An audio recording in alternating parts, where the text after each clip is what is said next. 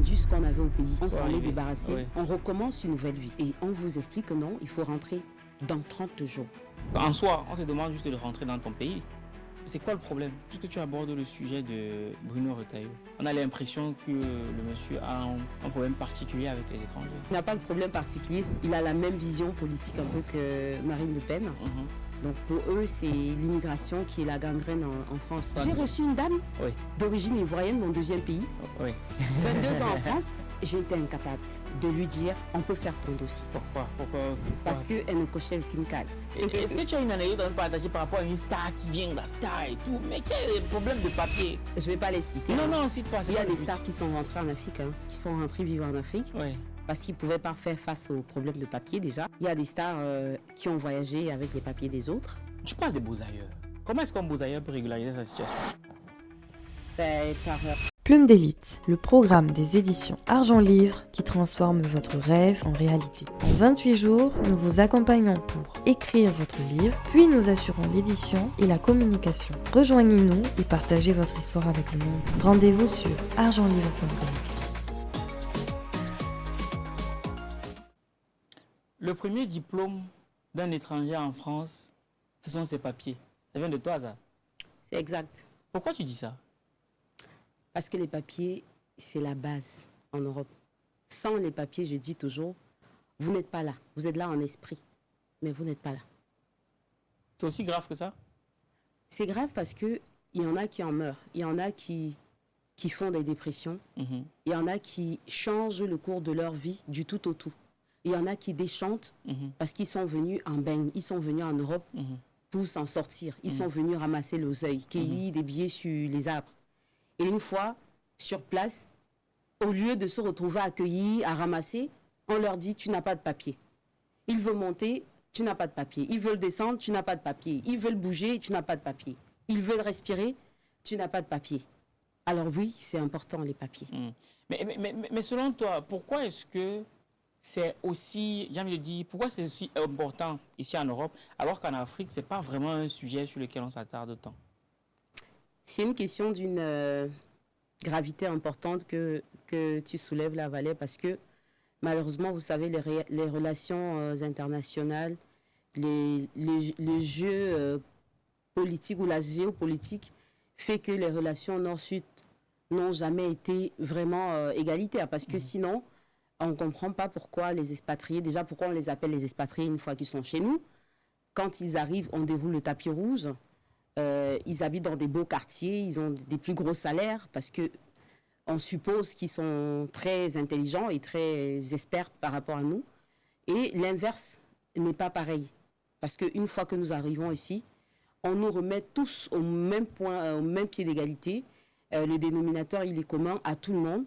Donc, pour peu que vous soyez sans papier, il y a déjà le dénominateur commun d'être de carnation noire, d'être noir. Ça, c'est un facteur essentiel de distinction dans ce pays. Le deuxième point, c'est le facteur administratif. Est-ce que vous avez les papiers? Si vous n'avez pas de papiers, tout de suite, on vous stigmatise, on vous met d'un côté. Alors, la responsabilité de cette situation ne nous incombe pas, en réalité. On revoit ça avec nos dirigeants. Au moment où ils ont signé les traités internationaux, les pactes, les accords et tout, force est de constater qu'il y a une partie qui a été plus faible que l'autre. Parce que sinon, je ne peux pas comprendre que quand j'arrive en France, il faut que je monte beaucoup de papiers à la PAF, la police aux frontières, il y a la queue. Et l'inverse, pour venir chez nous, on bip juste les passeports, on passe, on bip, on passe. Ça va, ça y va, quoi. Donc moi, je pense que c'est une question intrinsèque, mais qui ne relève pas de ma compétence. Ça, il faut le poser vraiment aux autorités compétentes. Je ne sais pas si on te l'a déjà dit. On t'a dit que tu ressembles à mon chic.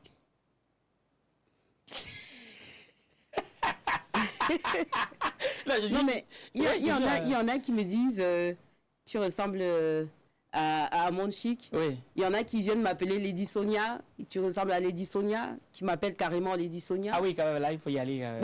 Donc, c'est tout. C'est les réseaux sociaux, vous savez. L'affaire de papier fait que les gens finissent par voir flou. Donc... Mal perdu. Mais c'est... Ouais, justement, parce que peut-être ce qu'on n'a peut-être pas dit à l'entame, c'est que Moi, je vais t'appeler Lady Bière. Après, Olive Poté, ça, c'est ton affaire. Vous me connaissez. Moi, je la connais sous le nom de Lady B. Voilà.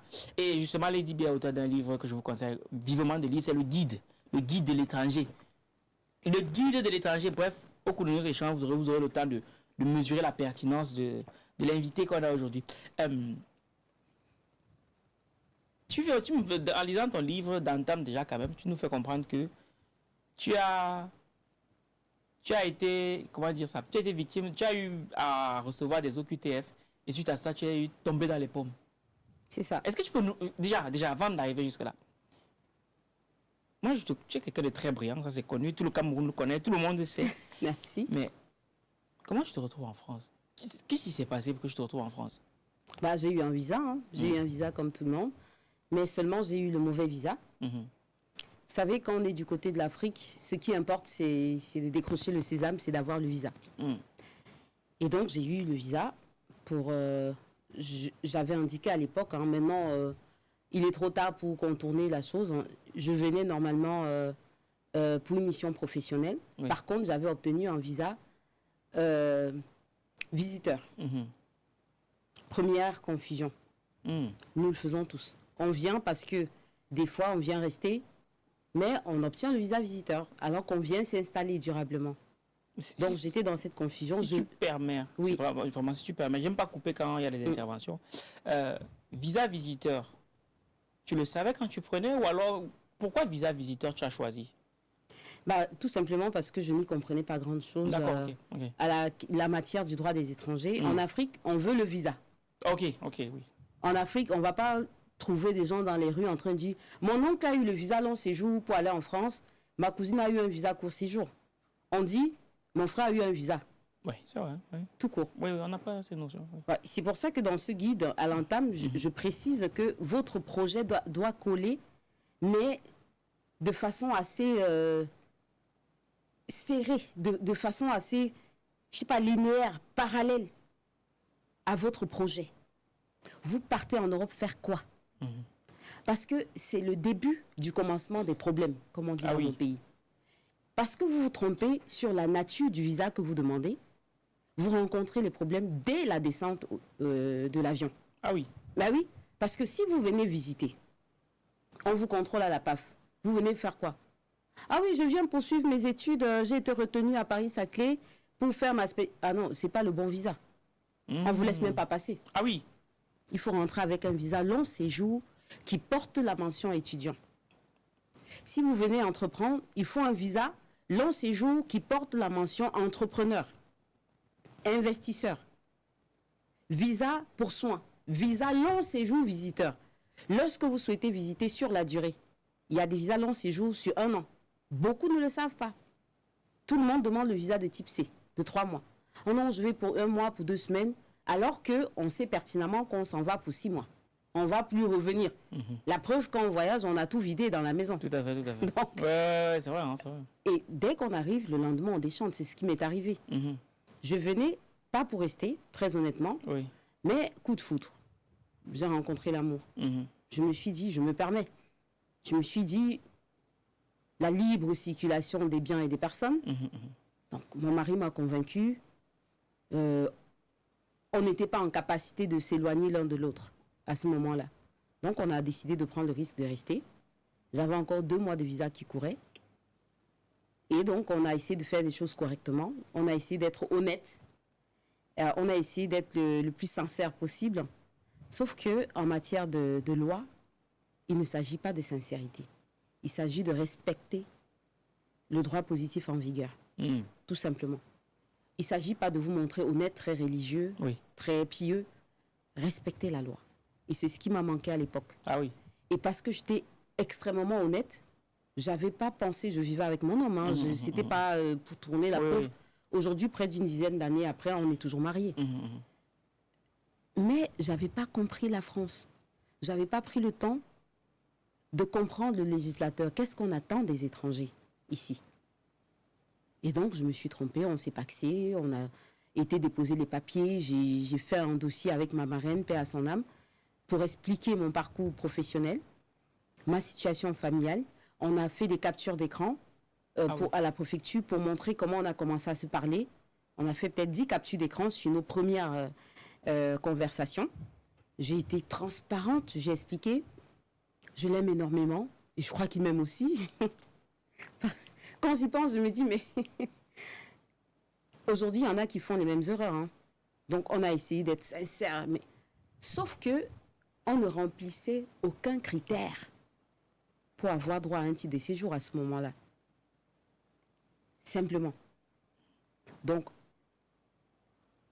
le fonctionnaire de police, malgré la sincérité des éléments qu'il avait sous les yeux, je ne cochais véritablement aucune case Ouais. pour pouvoir rentrer dans le bénéfice d'un titre de séjour à ce moment-là. Oui. Donc, ils nous ont donné nos QTF. Et moi, je reçois pour la première fois en France un courrier, on me fait décharger. Je me dis, je suis inquiète et je me dis, mais qui me connaît? Et je vois des cachets sur l'enveloppe. L'enveloppe est assez... enveloppe, quoi. Je me dis, bon, je décharge. Et il faut savoir que chez nous, on vit, nous sommes propriétaires d'un bâtiment, classé bâtiment de France, qui donne cours sur une sorte d'impasse. Donc le facteur, quand il arrive, il fait le tour, il remonte. Donc quand je décharge, le facteur, il continue. Et moi, je lis, j'ai 3 à 4 feuilles.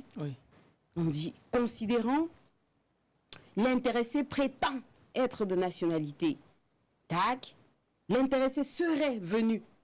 Je me dis, mais on parle de qui en fait? C'est violent. C'est violent. De voir qu'on parle de vous à la 3e personne, tel un fugitif, tel quelqu'un, un faussaire hors la loi, enfin, on vous fait un procès. J'ai tout expliqué. Vous n'avez pas dit que je prétends, c'est vrai. Je mens pas.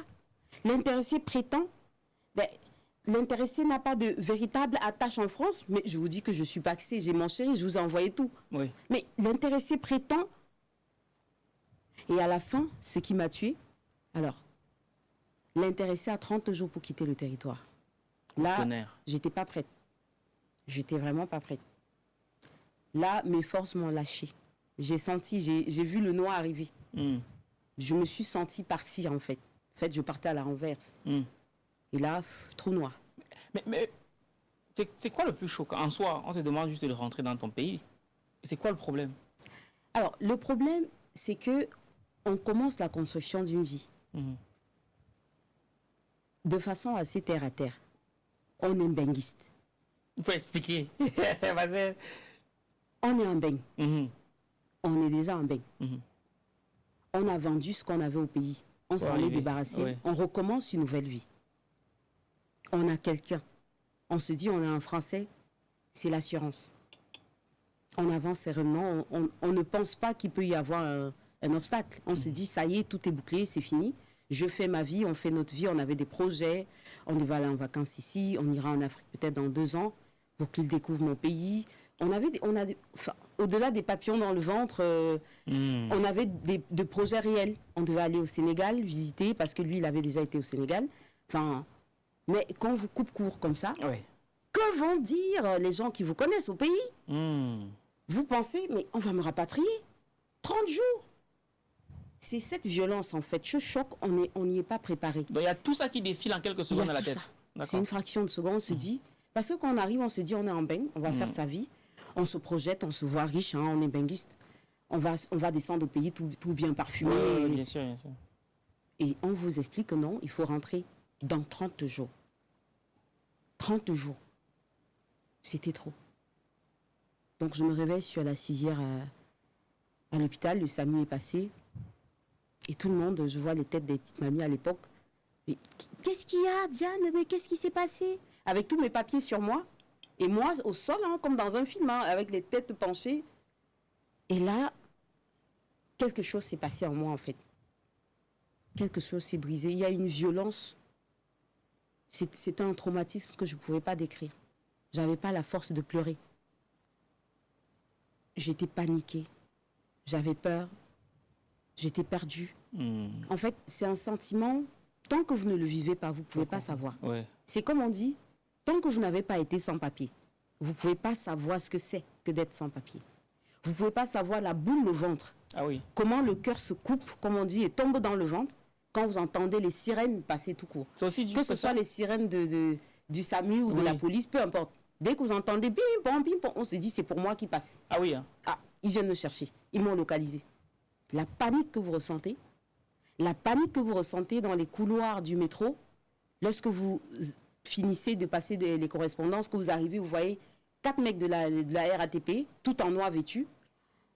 La panique, quand vous êtes dans le métro, malgré que vous avez votre ticket, si vous voyez 4 policiers passer, ils sont en train de traquer peut-être des dealers et tout. La panique que vous ressentez, parce qu'en fait, vous n'avez pas prévu de rentrer, vous voulez commencer une nouvelle vie, en fait. Tout simplement. Mais voilà, en fait, voilà ce que j'ai vécu pour la petite histoire. C'était très violent. Et aujourd'hui, les conseils que je produis sur l'ensemble de mes réseaux découlent en grande partie d'abord de mon histoire, ensuite de mes formations. Il faut savoir que je suis juriste à la base, depuis le Cameroun.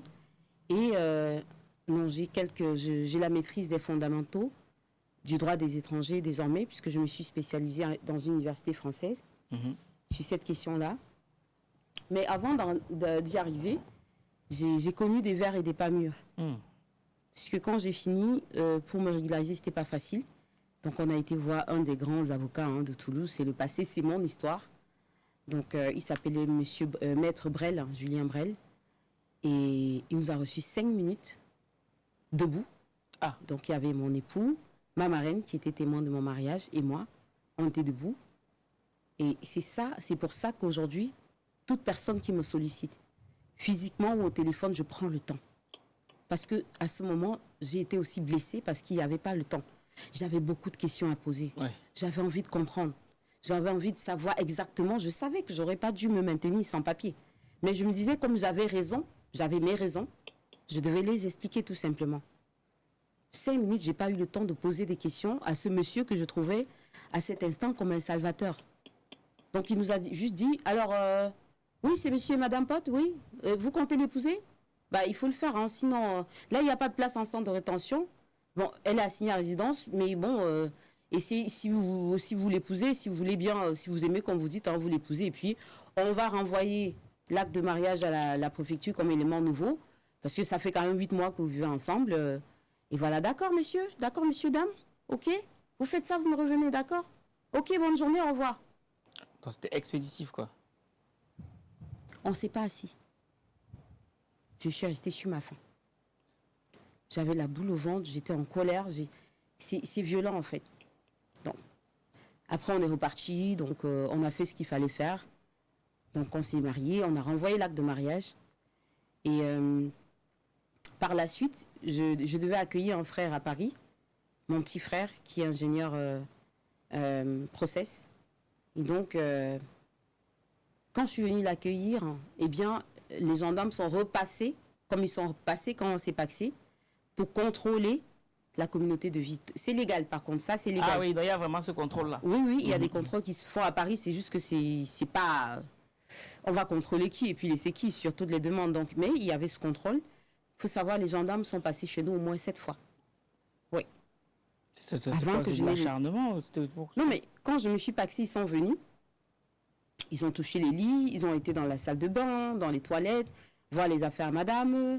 Est-ce que vous aimez vraiment ? Est-ce que vous pouvez faire un bisou ? Là, comme ça, est-ce que vous pouvez vous embrasser ? Non. Ben oui, je vous dis la vérité. Sans blague. Mais c'est pas un peu trop, ça ? Ben, ça fait partie des raisons qui me poussent à faire ce travail. Parce que beaucoup ne sont pas sensibilisés, beaucoup ne sont pas informés. Oui. Beaucoup ne savent pas ce qui les attend. Ils s'imaginent toujours, on est en France, c'est un monde de bisounours. Il y a un laisser-aller. Les gens ne s'intègrent pas, les gens sont dans la communauté. Ils ne sortent pas des sentiers battus, ils sont dans leur train quotidien. Sauf que, quand ça arrive, eh bien, ils ont ce choc que j'ai connu. Donc, ils sont venus, avant le Pax, expliquer, et donc, ils ont fait un rapport à la préfecture.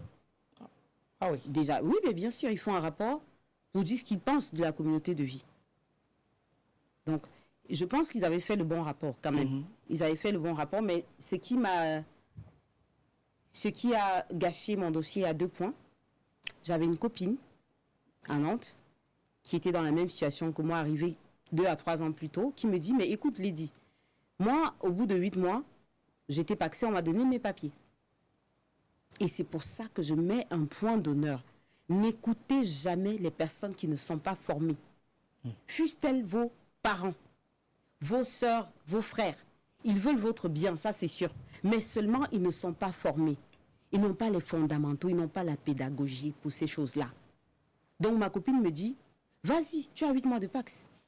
Dépose. Moi, maman m'a donné à 8 mois. Sauf que, elle et moi, ne nous étions pas aperçus qu'elle avait un enfant avec son conjoint.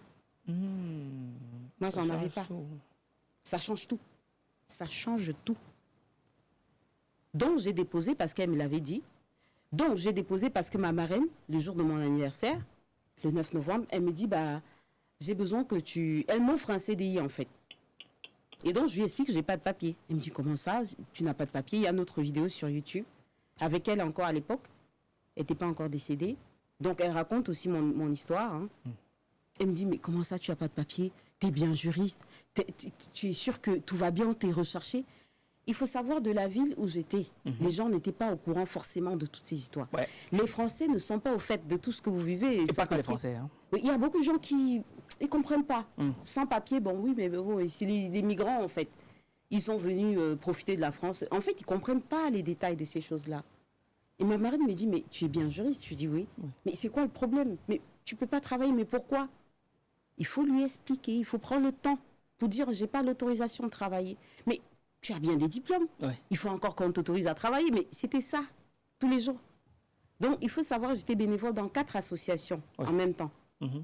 Et donc, pour finir sur la troisième raison pour laquelle je dis que mon dossier n'a pas marché, il y a eu le fait d'écouter ma copine, il y a eu le fait d'écouter ma marraine, de me dire, c'est une Française dans son pays, donc elle sait, donc elle est là, elle prend les devants, donc ça va marcher. Et ça n'a pas aussi marché parce que j'avais déposé avant le temps. Pour le Pax, les dispositions des articles L423 sont claires là-dessus. Il faut justifier d'une certaine communauté de vie. En l'occurrence, un minimum d'une année de vie commune, un an de vie commune pour les personnes paxées. D'accord, ok. Je remplissais les 3 conditions éditées par l'article précédemment cité. Donc, entrer régulièrement sur les territoires, je suis entrée régulièrement. Être paxé avec un Français qui est toujours français et ne pas être en situation de polygamie. C'était mon cas. Mais sauf que j'avais un peu tout fait à l'envers. Il y a un petit point aussi. En préfecture, vu que j'étais quand même pas sereine, il faut le dire, j'avais demandé à la dame au guichet, au moment où on déposait le dossier, puisqu'à l'époque c'était physiquement, je lui ai dit, est-ce que vous pensez, madame, que j'aurai une chance d'être régularisée? Oui. Il ne faut pas le faire. Il ne faut pas le faire. Ah ouais? Non, elle n'est pas là. Enfin, si vous tombez sur quelqu'un qui est raciste, si vous tombez sur quelqu'un qui en a marre des étrangers en France, un peu comme M. Retaillon en ce moment, vous pensez qu'il va vous dire quoi? Il va vous caresser dans le sens du poil? Pas du tout. Donc la dame m'a dit, bah oui, vous avez vos chances. On peut vous admettre exceptionnellement au séjour, on verra bien. J'ai dit, oui, vous pensez que vous pouvez m'admettre. Mais pourquoi exceptionnellement? Elle me dit, bah, exceptionnellement, parce que vous allez entrer avec un visa court séjour. J'avais rien compris. J'avais rien compris. L'admission exceptionnelle au séjour, qui est contenue dans les dispositions des articles L435 aujourd'hui, avec les modifications intervenues récemment dans la circulaire Retailleau, enfin d'abord Darmanin, puis Retailleau, de février 2025 là, il faut faire un minimum de 7 ans de présence sur le territoire. Ah oui. Donc, elle ne pouvait pas décemment, logiquement, gentiment me dire que je pouvais être admise exceptionnellement au séjour. Wow. Donc, vous voyez que c'était bien foutu de moi. Et donc, c'est pour ça que je dis, ne posez jamais les questions dans les guichets des préfectures. Quelquefois, vous avez la chance, vous tombez sur des gens gentils, mais ce n'est pas leur travail de vous conseiller. Il faut vous faire accompagner de professionnels. Des avocats en droit des étrangers, surtout en Île-de-France, en veux-tu, en voilà. Des personnes spécialisées. N'allez pas voir des charlatans qui vous font des publicités à longueur de journée, sur TikTok, sur Facebook, qui vous incitent, qui prennent vos semblables, qui mettent devant, oui, j'ai eu la nationalité. Celui même qui parle, tu sais qu'il n'a jamais eu la nationalité, mais il te dit, j'ai eu la nationalité parce qu'on l'a payé pour le faire. Ils m'ont approché. Ah oui? Me proposer... Oui. Non, là tu parles des faits réels, là. Mais oui, bien sûr. Ils m'ont proposé de me payer pour faire la pub pour eux. Je dis, mais là, on marche sur la tête. Vous êtes qui, vous? Vous êtes professionnel, vous? Vous êtes formé? Vous parlez au nom de quoi? En dehors des publicités, qui est derrière ces structures-là? Qui est derrière? Est-ce qu'il y a des avocats? Est-ce qu'il y a des juristes? Présentez-les. Mais vous ne prenez pas n'importe qui au bout d'un couloir avec son micro à main. Oui, vous voulez vous régulariser, venez par là. Vous voulez les papiers, venez par ici. Ça ne marche pas comme ça. Donc, j'en appelle encore à votre plus grand sens de la vigilance. Faites attention. Faites attention. L'heure est grave en France. Et vous le savez mieux que moi. Pas moins de 48 heures encore. Monsieur Retailleau, vous mettez 4000 gendarmes douaniers de l'opération Sentinelle dans les gares, aux frontières, pour contrôler les sans-papiers. Et donc, dans ça, vous ne pouvez pas prendre votre situation à la légère. C'est pas possible. Non, ça c'est sûr. Mais ma question, justement, puisque tu abordes le sujet de Bruno Retailleau, moi j'aimerais savoir, toi qui es juriste, pourquoi cette démarche de vouloir... on a l'impression que le monsieur a un problème particulier avec les étrangers. Qu'est-ce qui pourrait motiver une telle démarche? Il ne faut pas voir le problème sous cet angle, en fait. Il n'a pas de problème particulier, c'est simplement qu'il est d'un bord politique, en France, qu'on appelle l'extrême droite. Donc, il s'apparente un peu... il a la même vision politique un peu que Marine Le Pen. Donc, pour eux, c'est l'immigration qui est la gangrène en France.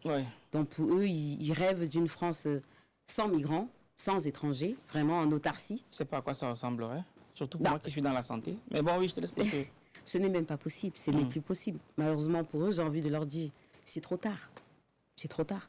Si vous voulez, vous rapatrier la moitié des migrants, mais aujourd'hui, si on vous cite juste même 3 secteurs dans lesquels l'économie française serait à mal, s'il n'y avait pas ces petites mains de l'ombre qui font tenir les choses, les gens s'imaginent toujours que c'est de la faute aux migrants. C'est pas vrai. Donc, M. Retailleau, lui, il fait partie de l'extrême droite. Donc, il est de la droite française qui veut une France française. Voilà. Vraiment dans son jus, sans les étrangers, sans... Voilà. Donc, et comment une personne sans papier ou en situation irrégulière pourrait réussir à passer entre les griffes de ces actions qui mènent entre-temps, quoi?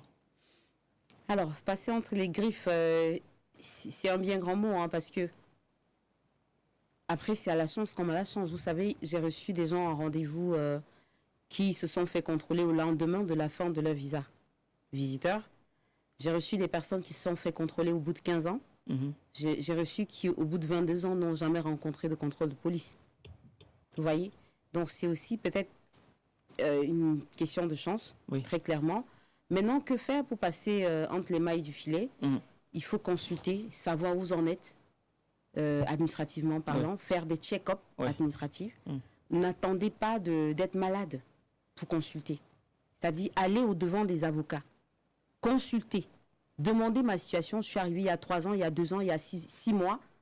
Est-ce que je peux me régulariser? Qu'est-ce que j'attends? Qu'est-ce que je fais? Il faut prévenir et il ne faut pas toujours attendre d'aller pour guérir une fois qu'on est malade. Prévenir vaut mieux que guérir, même en matière de papier en France. Vraiment. Beaucoup sont dans une situation léthargique où ils vivent comme ça. La plupart travaillent avec les papiers des autres. Je ne dis pas que c'est pas normal, puisque ça a été un peu légiféré aussi, parce qu'on a derrière ce qu'on appelle l'attestation de concordance pour régulariser les personnes qui ont travaillé sous nom d'emprunt. Donc il y a des préfectures qui les prennent en compte. Donc si vous pouvez vous en sortir comme ça, pourquoi pas. Mais ne vous oubliez pas dedans. Il y en a qui travaillent avec les papiers des gens depuis 6 ans.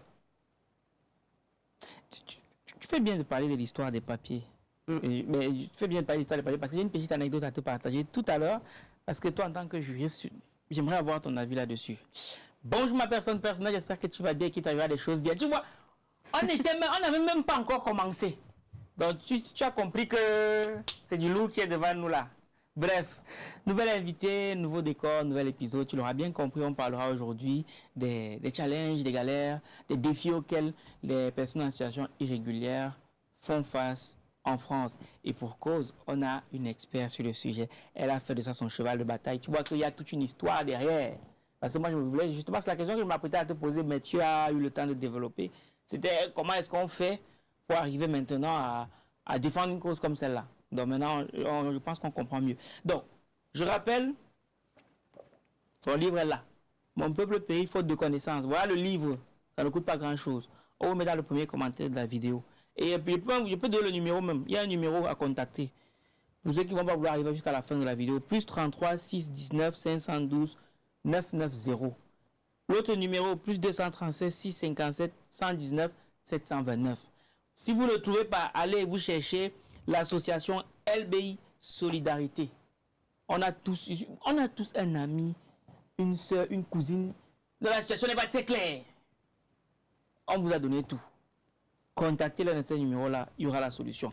Bon, maintenant que tout ceci est dit, on peut souhaiter la bienvenue à notre invité, non sans dire merci à Charles qui est à la régie.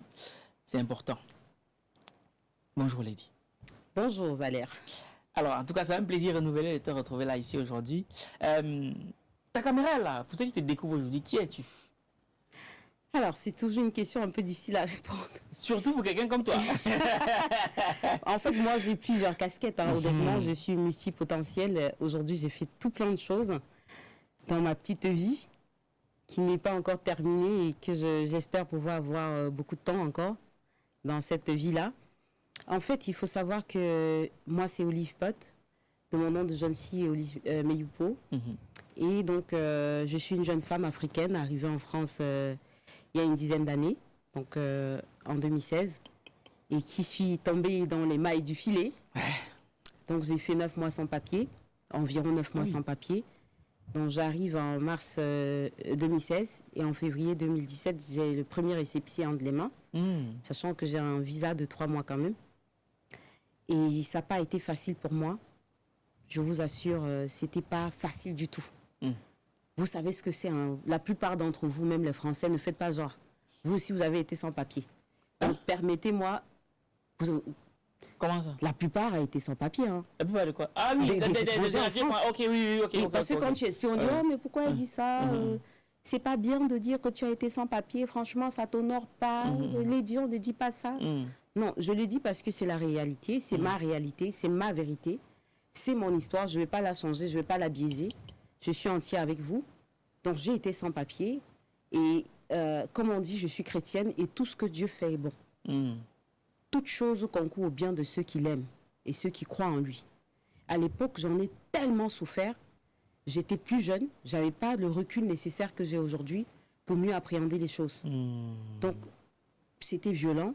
J'ai eu la chance d'être bénévole au sein de près de 4 associations à ce moment-là. Saint-Vincent de Paul, le Secours populaire, le Secours catholique et CCFD Terre solidaire. J'étais la secrétaire on appelle ça le collectif des migrants de ma ville. Donc, je suis quelqu'un de très jovial, de très ambitieuse, de très... J'aime pas rester comme ça. Je suis hyper, ce qu'on appelle en France, hyper active. Voilà, format adulte. Donc, je suis partout, je suis multipotentielle, j'ai fait plein de choses. Et donc, c'est de ça que j'ai trouvé quand même mon salut par rapport au papier.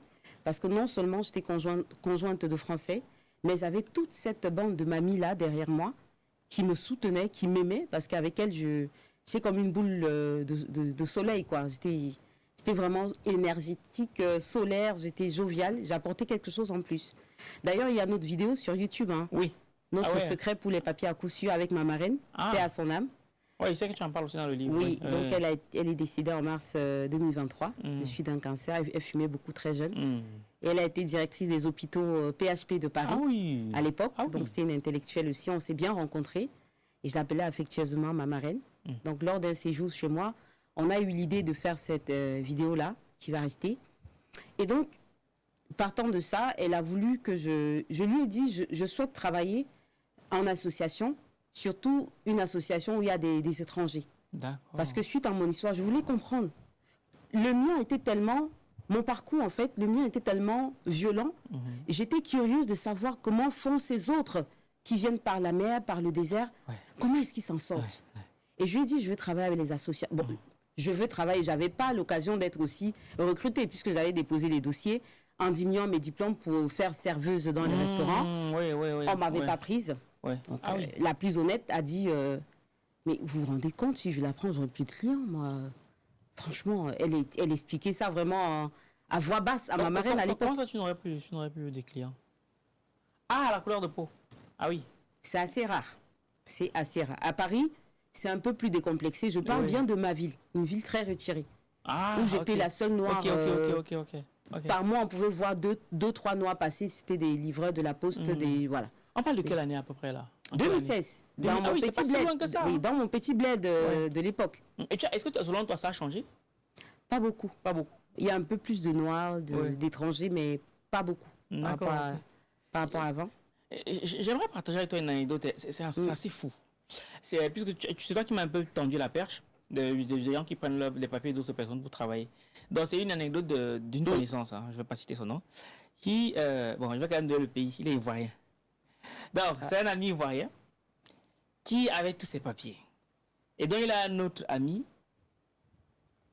qui arrive en France, qui n'a pas de papiers, mais pour gagner un peu d'argent, il lui faut les papiers.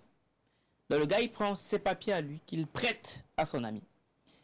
Et je ne sais pas comment il se débrouille, lui, mais il va en congé en Côte d'Ivoire. Et manque de bol pour lui, son ami décède avec ses papiers. Ah mince.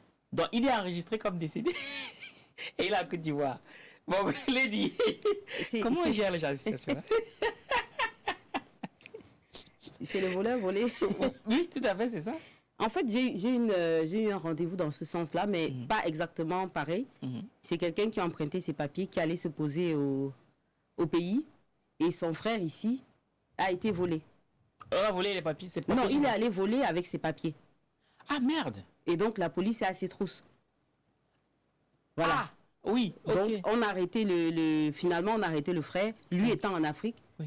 Et donc ils m'ont pris en rendez-vous pour savoir ce qu'il fallait faire. Est-ce qu'il devait dire que c'est pas lui? Qu'est-ce qu'on fait dans ces cas-là? Bon, toi, nous dis qu'est-ce qu'on fait? Alors, dans un premier temps, on contacte un professionnel. Hein. Ce sont des choses qui arrivent.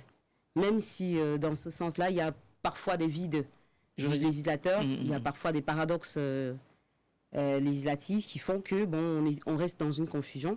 Mais on contacte d'abord un professionnel dans toute situation en France. Pourquoi? Parce qu'il est à même, maîtrisant les textes juridiques, de vous dire, déjà le fait d'emprunter le papier en soi, c'est légal. Ah oui? Entre guillemets, je l'ai dit tantôt. Parce que si la préfecture vous dit, au moment de vous régulariser, donnez-nous une attestation de concordance d'identité si vous avez travaillé avec des documents d'emprunt. Ah oui. Qu'est-ce que ça veut dire? Donc, il faut prendre un professionnel qui va tout d'abord expliquer ce fait-là, qualifier juridiquement les faits et dire qu'en réalité, la situation n'est pas si catastrophique. Attends. Parce que là, elle a employé les termes compliqués. Moi, il faut qu'on comprenne bien. Bon, voilà. oui, Vous avez dit que moi, il m'appelle Valère. Oui.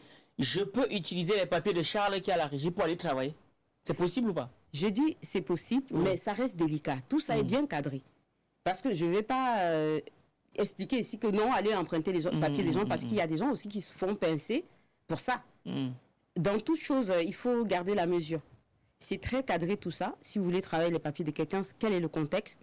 Ça se passe comment? Il ne faut pas juste donner vos papiers et puis vous dormez les pieds croisés chez vous. Je dis ceci. À partir du moment où le législateur français permet, au travers du code CESEDA, qui est la Bible des étrangers en France. Elle s'appelle comment le code? Le code CESEDA. CESEDA. En tout cas, c'est dans le livre aussi, c'est marqué. J'ai lu ça là-bas. C'est le code de l'entrée, du séjour des étrangers et du droit d'asile en France. C'est un livre bleu, je ne l'ai pas là, mais il faut le lire.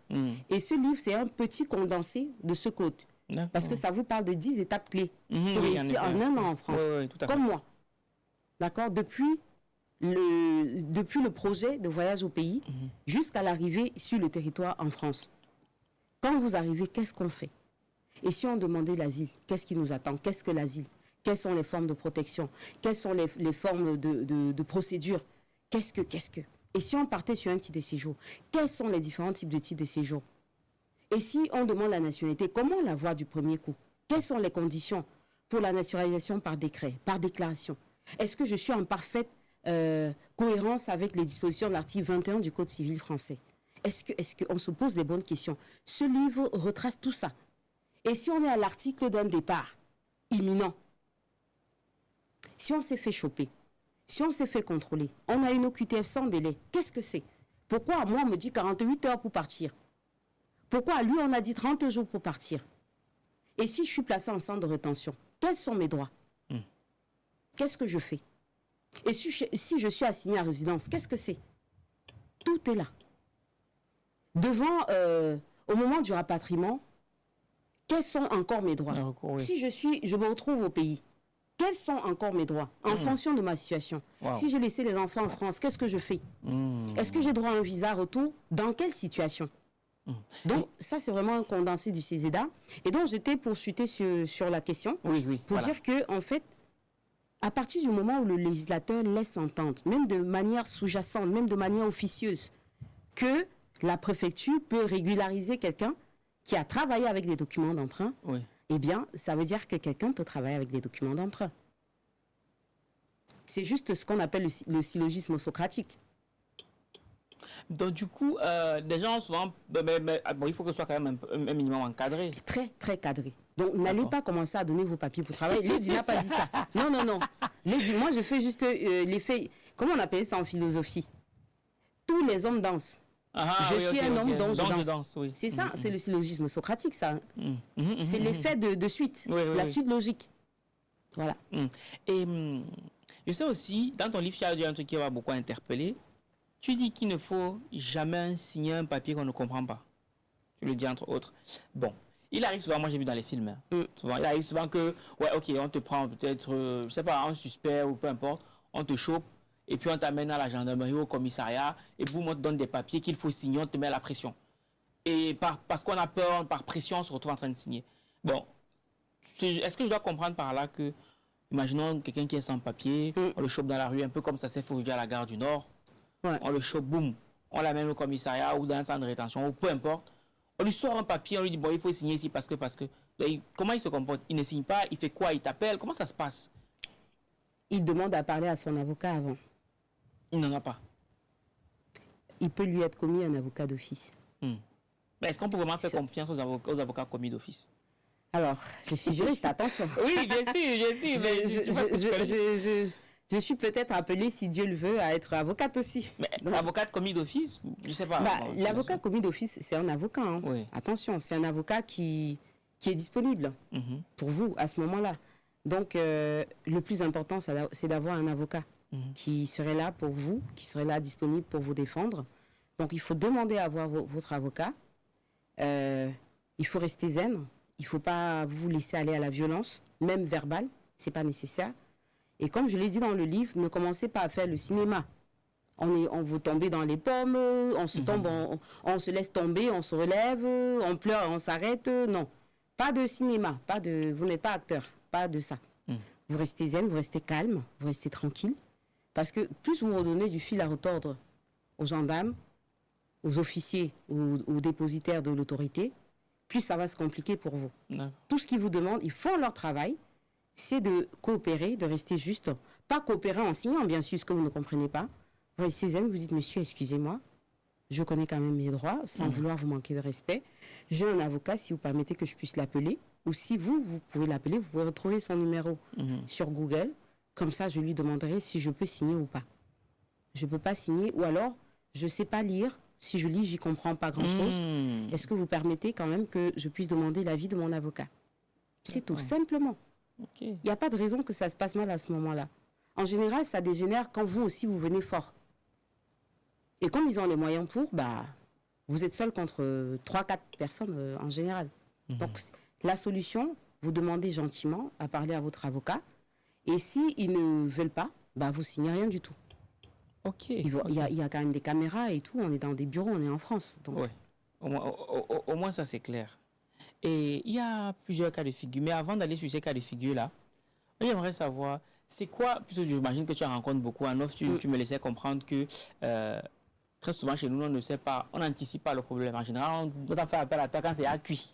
C'est ça, les gens m'appellent quand c'est comme d'un côté, quoi. On dit quand ça a brûlé d'un côté, on m'appelle pour sauver l'autre côté. Sauf que l'autre côté a en train de brûler rapidement. En fait, c'est ça le problème avec la communauté, je l'ai toujours dit.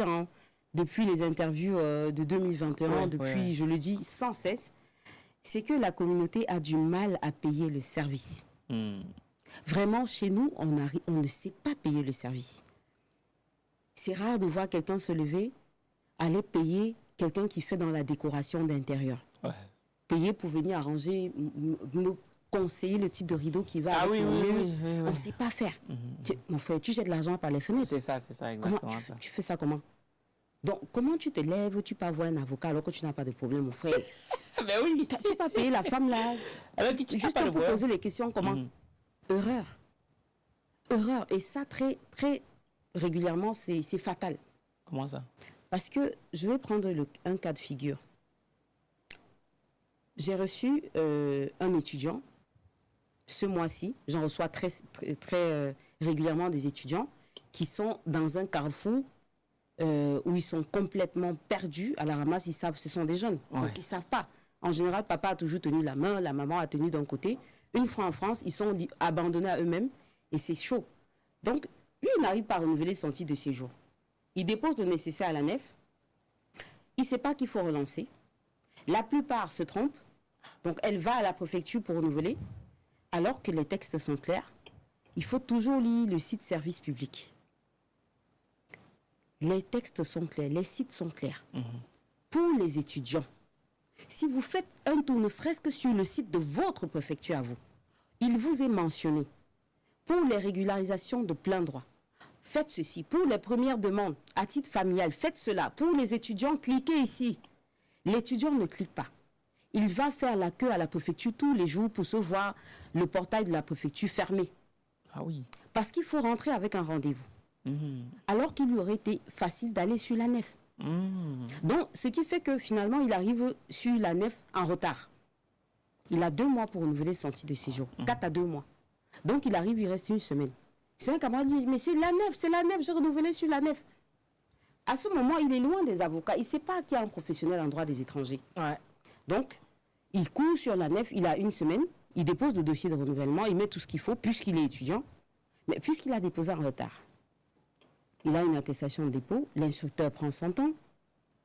Il ne sait pas qu'il a droit, au travers des dispositions des articles, je crois que c'est L432, L431, à une attestation de prolongation d'instruction. C'est obligatoire. Ça, l'étudiant ne le sait pas. Non. Parce qu'il n'a pas consulté un professionnel. Tout à fait, tout à fait, tout à fait. Tout à Donc, fait. il est ingénieur, il fait son master 2 au calme, il n'a pas de problème. Mais ça, il ne sait pas. Donc, il reste avec son attestation de dépôt. Oui. Le délai passe. Il n'a pas de retour. Il commence à paniquer. Il fait des nuits blanches. Il ne sait plus à quel sens se vouer.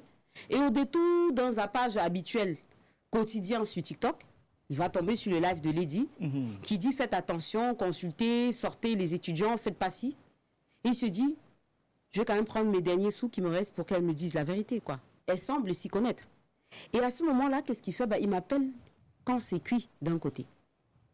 C'est ça, quand c'est cuit d'un côté. Donc il me dit « Lady, j'ai déposé les dossiers, j'ai tout fait et tout. Mais l'attestation de dépôt, vous l'avez eu quand? Depuis 8 mois. D'accord. Vous faites toujours les cours, oui. Mais là, je vous appelle parce que je ne sais plus, l'école m'a envoyé les mails de me renouveler. Sinon, je ne pourrais pas faire le stage. Sinon, mon alternance, je ne vais pas continuer. On est dans ça. Wow. Et donc, je profite vraiment de cette antenne pour appeler aux étudiants, aux parents, à l'étranger tout court, qui se trouvent en France. Vraiment, ceux qui sont même arrivés avant. Inciter ceux qui arrivent aujourd'hui à consulter. Vraiment, je ne le dirai jamais assez. Parce que mon peuple pêche, faute de connaissances. On est ignorant. Ouais. On ne connaît pas, on ne savait pas. Moi, je suis tombée dedans en tant que juriste. Si moi-même, ça m'a chauffé. Imaginez ma petite sœur qui arrive, elle a 25 ans. Elle vient étudier. Elle ne pense à rien. Ah oui. Ah oui. Et elle se retrouve dans ces situations.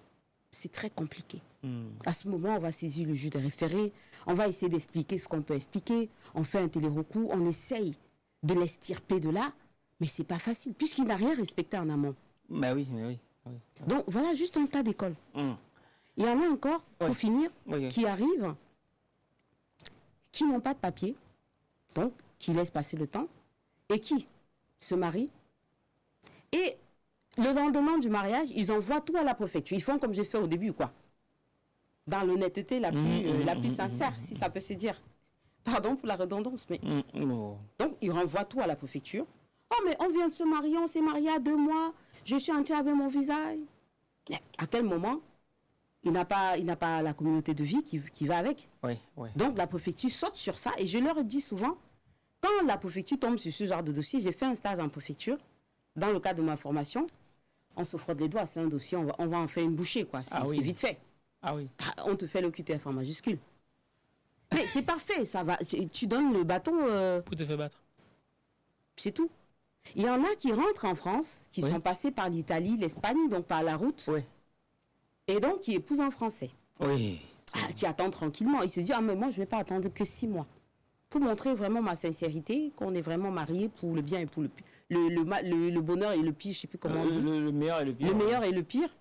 Bah, moi, je vais attendre 1 an de mariage. La loi n'en demande que 6. Et donc, au bout de 1 an, il envoie ses dossiers, fièrement, à la préfecture. Qu'est-ce qui va se passer? C'est le QTF. Mais justement, pourquoi? Il n'est pas rentré régulièrement sur le territoire. Mais il est marié déjà. Non.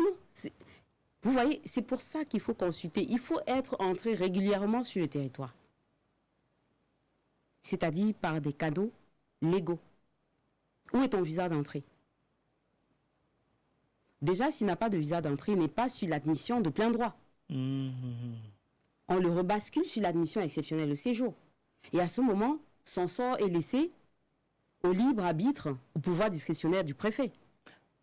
Et si tous les préfets sont comme M. Retailleau ces jours-ci, c'est violent. La suite est vite arrivée, en fait. C'est violent, c'est très, très violent. Est-ce que vous comprenez? À chaque fois, à chaque situation, on se dit on connaît.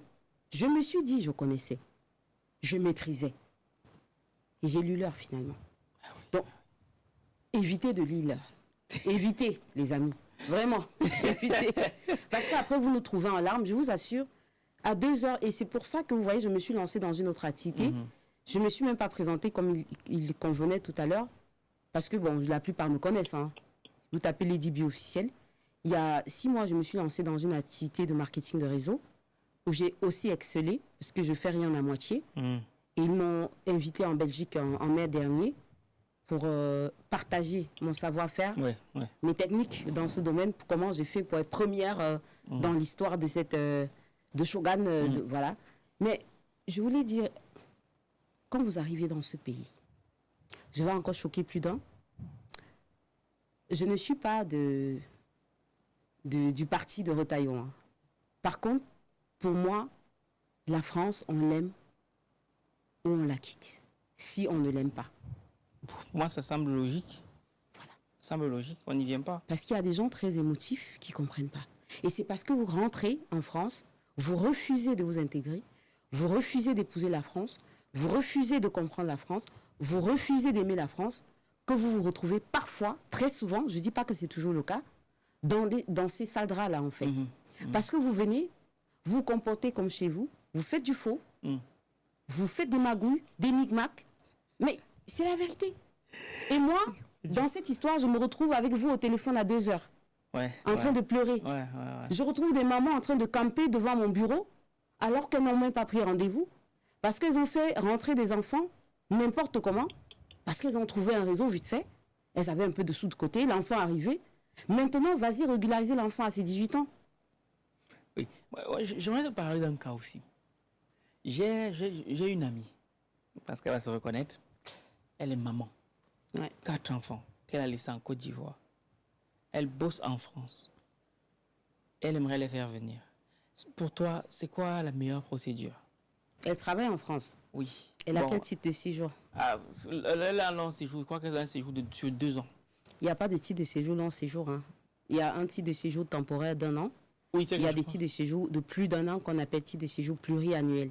Je pense que c'est celui Au-delà de ça, il y a une carte de résident. Si elle a 10 ans, c'est une carte de résident. Non, c'est pas une carte de résident. Donc, elle a pluriannuel, plusieurs années. Oui. Alors, elle peut prétendre à la procédure de regroupement familial, qui se fait désormais aussi en ligne. Et qui est longue. Hein? C'est une procédure qui a été dématérialisée, elle est longue. Il y a un délai légal indiqué, mais qui n'est pas respecté hein, depuis la pandémie Covid, malheureusement. Donc, vu qu'elle n'est pas réfugiée, elle n'est pas protégée, donc elle passe par cette procédure-là tranquillement pour faire entrer ses enfants. Par contre, il y a des conditions à respecter, toujours, comme toujours. Oui, il y a le logement, il y a... Le logement, les ressources. Les ressources, oui. Pas les allocations. Quand on dit ressources, ce n'est pas les allocations, les amis. Ah, c'est pas pris dedans. Ah, c'est l'argent que tu as travaillé. Ah, ouais. Ah, c'est pas l'argent que l'assistance sociale a assigné, aller faire la marche à la mairie qu'on te donne, non. Il faut les avoir travaillés. Ouais, donc il faut travailler. Il faut faire 18 mois en situation régulière au moins. Waouh. Voilà. Et c'est quoi la situation dans tout ça, dans tous les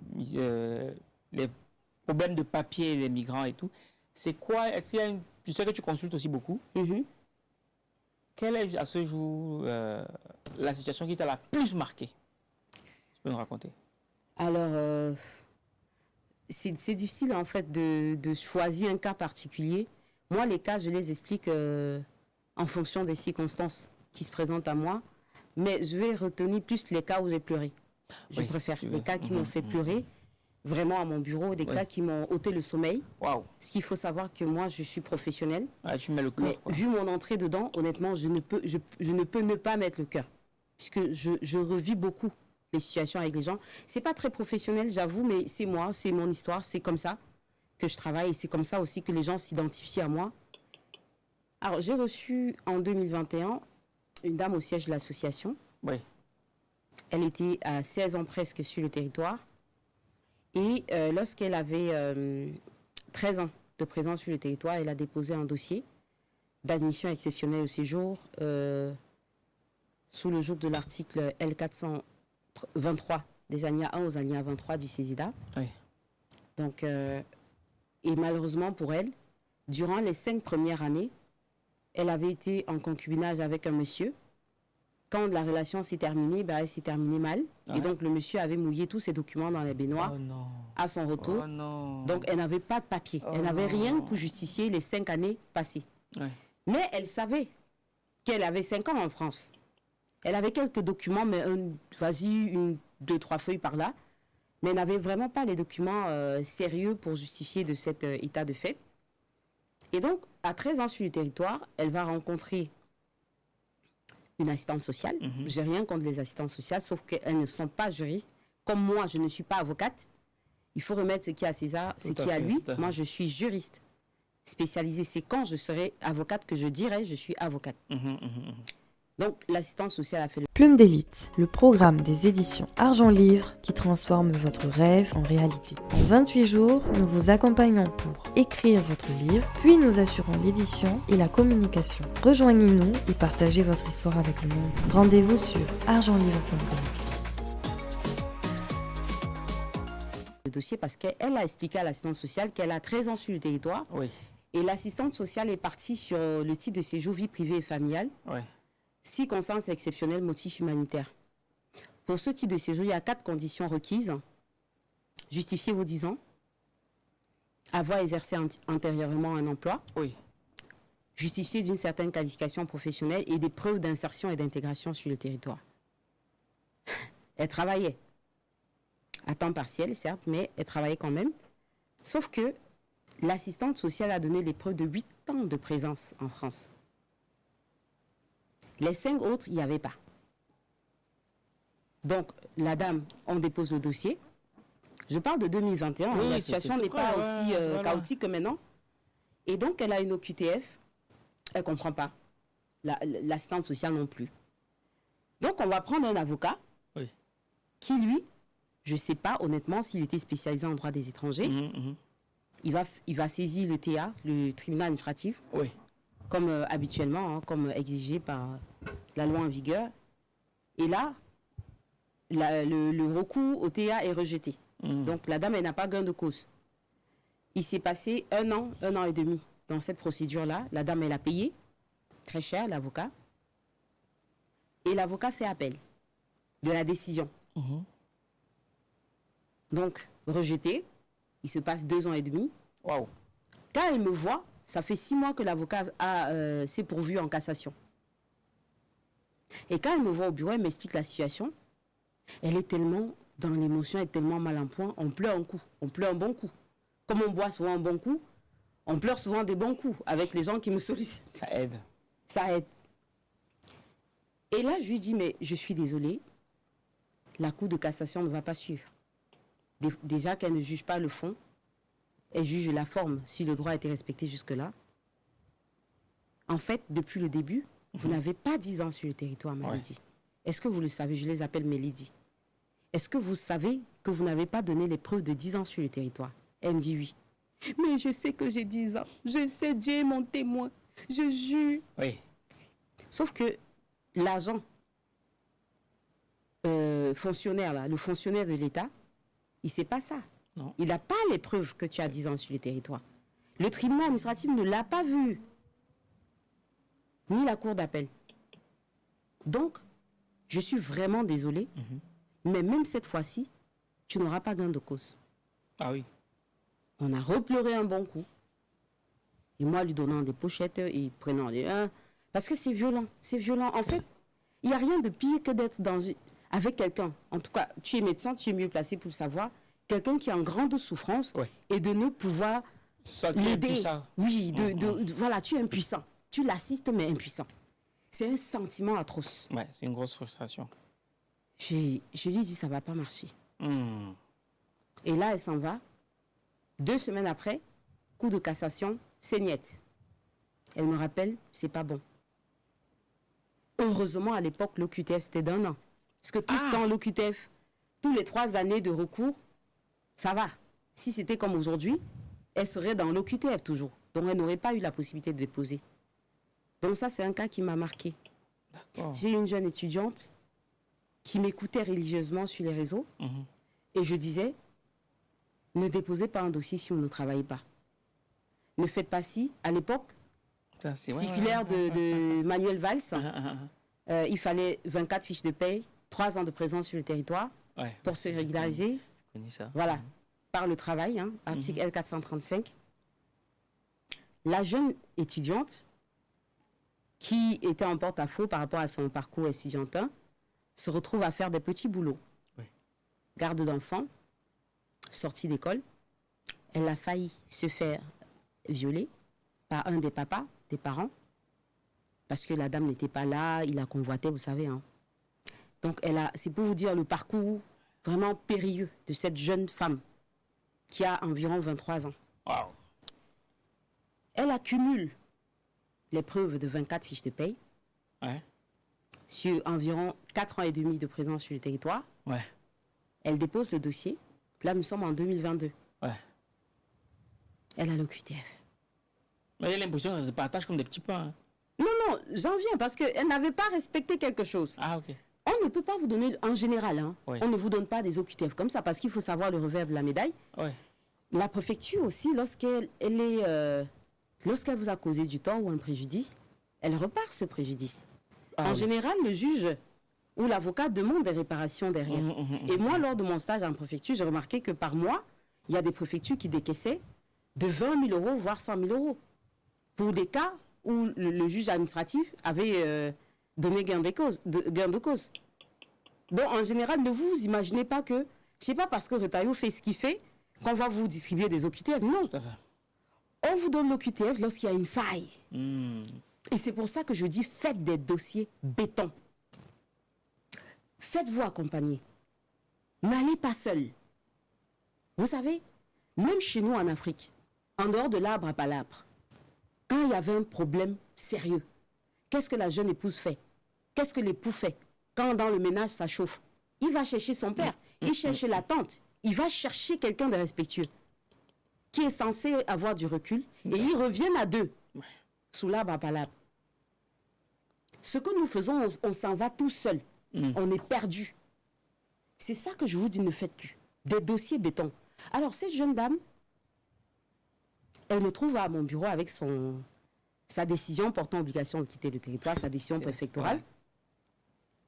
Elle est très abattue. Vous savez, les papiers, c'est comme si on vous souffle du vent chaud par-dedans, en fait. On ne peut pas expliquer, mais c'est violent. Je la reçois, et elle m'explique, Lady, je vous suis depuis près de 2 ans. J'ai fait tout ce que vous avez dit dans les vidéos. Vous n'avez pas assez d'argent pour vous consulter parce que j'ai 600 euros par mois. Voilà le premier problème. Même avant de lire son courrier, je décèle le premier problème. Elle travaille à temps partiel. Les amis, si vous travaillez à temps partiel, n'allez pas demander une régularisation par le travail si vous êtes à temps partiel. Il faut avoir au moins le SMIC. Au moins ça. Parce que si vous n'avez pas le SMIC, on voit là quelqu'un qui va aller s'aligner à la CAF. Bien sûr. Il y a l'inflation. Ouais. La France, il n'y a pas que vous. Il y a les Français aussi qui ont des problèmes. Vous avez déjà un pays duquel vous êtes national. Donc si c'est chaud, on vous dit voilà la porte de sortie. Il faut comprendre. Il ne faut pas mettre des émotions à chaque fois. Il faut garder toute logique. Voilà le premier problème. Elle dépose un dossier, elle a 24 fiches de paie, mais elle est à temps partiel. Ouais. Donc les 3 employeurs, où elle fait garde d'enfants, sortie d'école et tout ça, Ouais. réunis, lui donner 200 € par mois. Ouais, c'est vrai que 600, on va pas bien loin. Je suis émue. Il faut expliquer à cette jeune fille que la préfecture a eu raison de te donner l'OQTF. Ah ouais. Il faut avoir des bons mots. Aujourd'hui, je suis devenue coach. Hein. C'est pour ça que le marketing de réseau que je fais me réussit, parce qu'à force, j'ai travaillé à mon développement personnel, j'ai appris l'art oratoire, j'ai appris Ouais, ça s'entend. à soutenir les gens. Ouais. Mais il faut lui expliquer avec les bons mots, Ouais. entre 2 larmes, Oui, aussi. que Aussi, quand on finit de pleurer, il faut... tu n'as pas raison. Il faut la mener gentiment, parce que c'est une question vitale. Il y a des gens qui tombent dans les pommes comme moi. Il y a des gens qui tombent, qui ne se relèvent plus. Il y a des gens qui font des AVC. J'ai reçu un monsieur qui était paralysé parce qu'il a fait l'AVC. On lui a remis l'OQTF pour la 3e fois en 13 ans en France. Ce monsieur marche. Il a la mâchoire. Voilà, c'est violent. La jeune fille, je l'ai prise dans mes bras. Il y a la vidéo sur TikTok. Quand je rentre chez moi, je ne dors pas. Je me pose des questions. Waouh. Et il faut que dans ça, je sois la plus juste possible. Bien sûr. Il faut que dans ça, je reste la professionnelle que je suis. Ouais, c'est vrai que l'émotion est là, mais Il ne faut faut pas rester que je sois raisonnable. subversif. Tout à fait. Il ne faut pas que je m'éloigne du débat. Il ne faut pas que je commence à aller dans les discours que je vois souvent sur TikTok des non-professionnels. Oh ouais, la France nous a colonisés, avec tout ce qu'ils nous ont fait. Ici, il faut voir comment ils nous malmènent. Ouais. C'est pas le débat. Non, le débat, il n'est pas là. Le débat, c'est que toi, tu es venu, tu t'es maintenu sans papier. Tu le savais. Tu as déposé un dossier sans tête ni queue. Tu as fait n'importe quoi. Tu as conduit sans permis. Tu as fait un faux mariage. Tu as fait venir ton enfant irrégulièrement. Tu as volé. Oui, c'est violent, mais il faut avoir les mots. Il ne faut pas juger les gens. Il faut leur dire la réalité, mais de la façon la plus douce possible. Oui, c'est vrai. C'est ça tout le challenge. Ouais. Est-ce que vous voyez? Oui, mais... J'ai reçu une dame Oui, d'origine ivoirienne, mon 2e pays, oui. 22 ans en France.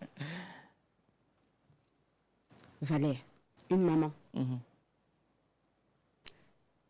J'ai été incapable Incapable. de lui dire, on peut faire ton dossier. Pourquoi Parce qu'elle ne cochait aucune case. 22 ans? Oui. Comment c'est possible? Elle n'a pas travaillé. Elle faisait Elle quoi n'avait avant jamais 22 ans? travaillé. Elle est dans les centres d'hébergement, Non. 22 ans en centre d'hébergement? sans papier. Il y a des gens qui font 10 ans dans les centres d'hébergement, 15 ans. Oui, mais 22 ans. C'est tout ça qui fait en sorte qu'aujourd'hui, la France mélange tous les étrangers dans le même panier. Parce qu'il y en a qui tirent un peu trop sur la ficelle, en fait. La dame, elle a 22 ans sur le territoire. Les amis, là, c'est un ton grave. 22 ans, elle n'a jamais travaillé, elle n'a pas d'attache privée et familiale, donc elle n'a pas d'enfant, elle n'a pas de conjoint, elle n'a pas d'hébergement à elle, elle n'a rien. Tu vas demander quel type de séjour. Donc, des fois, il y a des gens qui sortent de mon bureau et j'éclate en sanglots. Désolée de le dire, hein, vous pouvez me juger, mais c'est violent. C'est violent. Des fois, je demande à Dieu, mais pourquoi tu m'as mis dans ça? Donc, la dame, elle s'en va. Des fois, elle vient avec des petits présents. Oui. Au-delà des... Ouais, Ah, c'est prenant, hein? ouais. Donc, Wow. tu lui dis, je ne peux pas vous suivre. J'ai une dame qui a fait 4 heures de temps dans mon bureau. Elle ne voulait pas partir. Elle s'est maintenue là. J'ai reçu des gens après elle. Elle s'est reculée. Dis-lui, je ne pars pas. Si vous ne me recevez pas, si vous ne suivez pas mon dossier, je ne pars pas. Waouh. En fait, elle a fait 8 ans en France. Elle a un enfant qui a 6 ans, qui est scolarisé. Donc, à l'époque, selon la circulaire Valls, c'était 3 ans. 3 années de scolarité pour l'enfant, 5 ans de présence. Elle a 8 ans. Son enfant a environ 4 ans de scolarité. Oui. Je lui dis, madame, je ne peux pas déposer vos dossiers pour demander une admission exceptionnelle de séjour parce que en 8 ans, vous n'avez jamais travaillé. Vous ne travaillez pas. Donc, si je demande le papier et que par chance, des fois ça arrive, hein, les amis, attention, chacun a sa chance. Les syndromes ne sont pas pareils. Si on vous régularise, le lendemain, vous êtes à la CAF, vous allez peser aux contribuables français ou aux étrangers qui contribuent au moins 1 000 € par mois. Vous et votre fils. Ah ouais, que tu gagnes déjà combien? Elle n'a jamais rien payé comme impôt. Ah, mais il va falloir qu'on lui donne 1 000 € minimum pour qu'elle survive. Entre l'APL pour sa maison, entre le fils, il faut qu'elle ait les papiers. Mais oui. Donc juste pour ça, on ne peut pas lui donner les papiers. Est-ce que tu vois que... Donc j'explique à la dame, elle me dit elle a l'argent, même s'il faut faire quoi, elle veut que je suive, que je dépose son dossier aussi. Pourquoi je refuse de déposer son dossier, de prendre son dossier? Moi, depuis 2020, j'ai jamais eu l'OQTF avec quelqu'un. Hein. Ah, ok. Parce que je prends suffisamment du recul. Et je leur dis, l'OQTF, c'est ma bête noire. C'est l'ennemi que j'ai en face. Il est hors de question qu'il me mette à terre. Donc, je refuse de le croiser sur ma route. Ou de la croiser. L'OQTF, c'est une obligation. Donc, dès que je sens un dossier qui peut ne pas passer, je ne prends pas. Wow. Même pour tout l'or du monde. C'est quoi, tu risques quoi? Je risque d'avoir l'OQTF pour quelqu'un d'autre. Et ça va me tuer de l'intérieur. Comment veux-tu que quelqu'un que je suis me revienne avec une lettre? On lui a demandé de quitter aussi. Pour 30 jours pour quitter. Mais là, il va me renvoyer dans mes souvenirs les plus douloureux. Est-ce que tu vois ce que je veux dire? D'où mon évitement. Donc, j'explique à la dame, si tu trouves un contrat de travail, viens. Travaille 2-3 mois, tu viens. Pendant que le travail il est en cours, je vais faire le dossier. Voilà les cas que je rencontre. Wow, pas simple. Et tu m'as aussi parlé des cas des stars. Ah. les stars, il y a des stars étrangères. Hein. Ah, moi, je vois des stars. Moi, les stars, on ne va pas citer les noms, mais est-ce que tu as une anecdote à nous partager par rapport à une star qui vient de la star et tout, mais qui a des problèmes de papier? Comment c'est possible, une star? Bon, je ne vais pas les citer. Non, hein. non, cite pas. Il y a des stars qui sont rentrées en Afrique, hein, qui sont rentrées vivre en Afrique, parce qu'ils ne pouvaient pas faire face aux problèmes de papier déjà. Ils m'ont consulté, qui sont rentrés, carrément, ils m'ont dit on rentre. Il y a des stars qui ont voyagé avec les papiers des autres. Donc les stars font ça?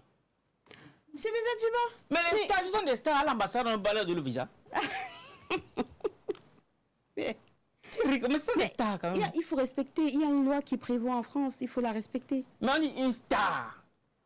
Dans la fin de star, mania, machin, là, ça ne compte pas. Mais vous êtes star dans votre pays, hein. Je suis désolée. Même les stars en France, des fois, ils se voient bloqués dans les aéroports à Dubaï et tout, ils ne peuvent pas embarquer. Hein. Bon, oui, parce que le passeport a expiré. Juste le passeport français a expiré. Ils ne peuvent pas embarquer. C'est toujours, et c'est là où je dis à ma communauté, faites attention. Soyez très concentrés.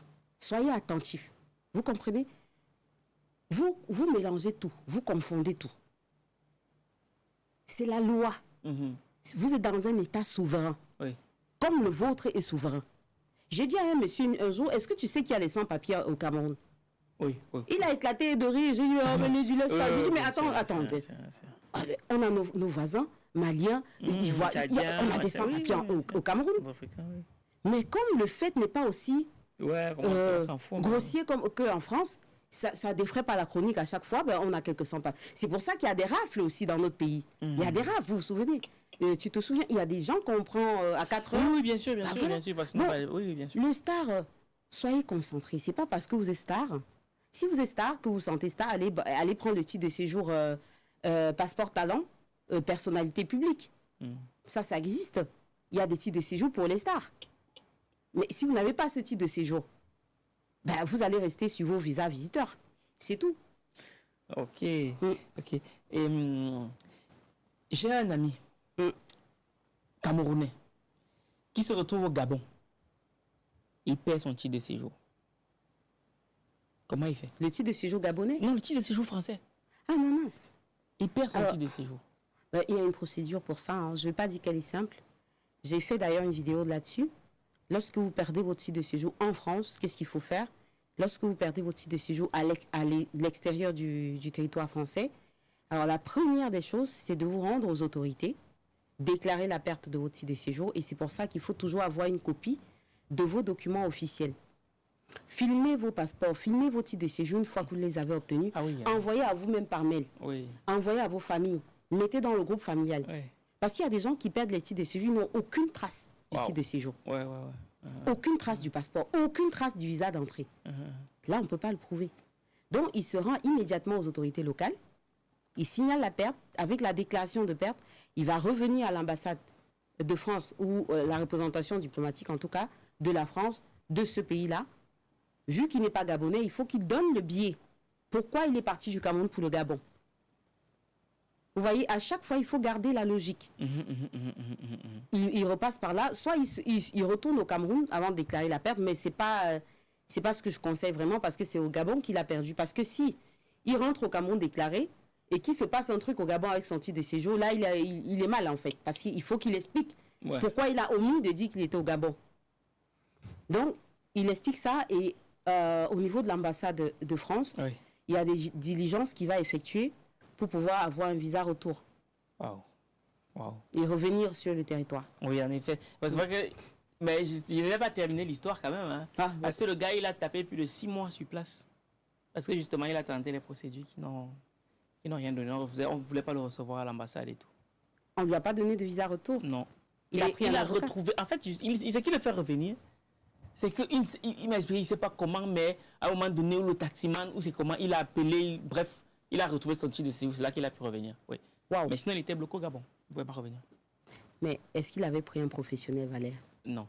Merci. Tu sais que des fois, on ne sait même pas ce que, tu vois. Il faut, je vous redis, les amis, vraiment, prenez-moi comme une petite sœur dans cette vidéo. Je vous le dis sincèrement. C'est ma seule prière. S'il faut retenir une chose, vraiment, de cette interview, retenez que dans toute situation, à l'extérieur de France, à l'intérieur de France, prenez un professionnel. Un avocat aurait fait un courrier à l'ambassade. Ah oui, c'est pas pareil. C'est pas pareil. C'est pas pareil.